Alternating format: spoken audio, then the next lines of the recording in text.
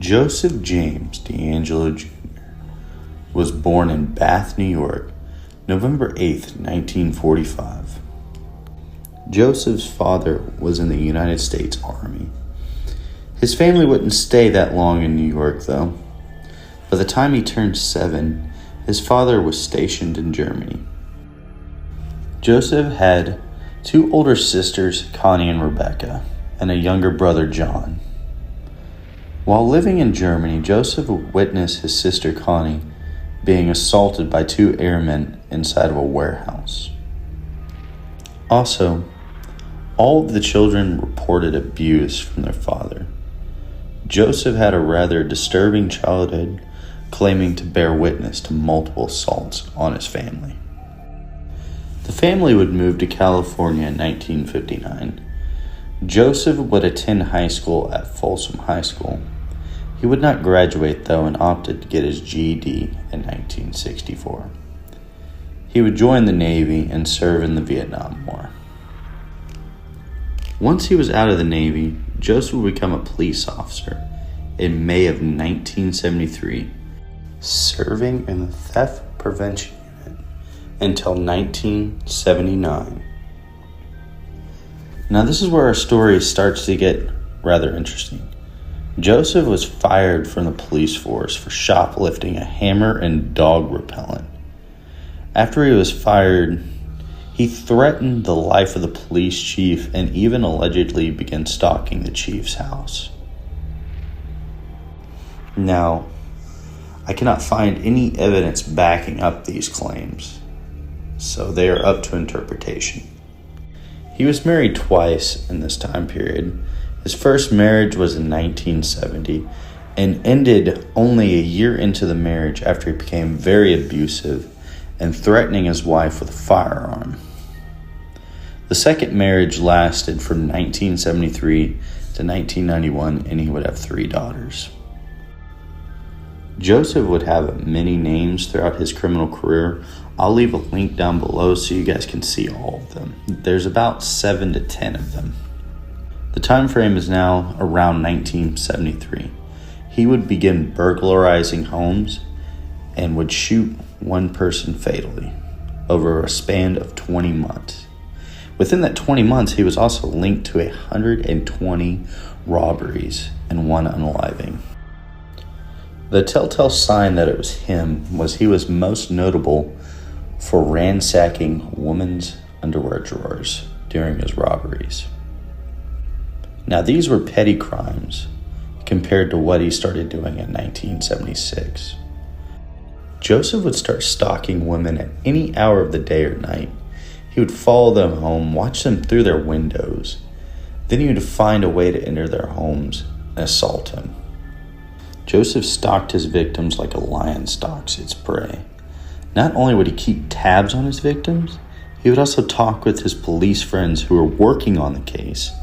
Every time a woman would give a description, he would hear it from his friends and change his appearance so the description changed between each victim. He would also steal earrings, leaving one at one crime scene and one at the next. He also prank called the residents and the police office, making noises and just breathing through the phone. Between 1976 and 1979, he would assault 50 people. In 1979, he would move down to South California. This is where it became even more brutal. Joseph would start unaliving his victims. His first targets, though, actually survived his botch attack. But that wouldn't stop him. He would begin bludgeoning his victims and shooting them. He would also target married women now, unaliving their husbands and then proceeding to unalive and assault the women as well. He would keep the victims, the husband and the wife, tied up for hours. He would drink beer at their house. He would go to their fridge. He would eat their food. He would assault the wife while the husband was tied up on the bed with dishes all over them. Now, the dishes were, if the husband somehow got untied within the couple hours that he was there, he would be able to hear them. From 1979 to 1986, he would unalive and assault a total of 13 people. Joseph's reign would end in 1986. Now, these are crimes that he has actually admitted to or been proven to have been part of. There are multiple others that he has some sort of link to, but he has not admitted to them, or there is no proof.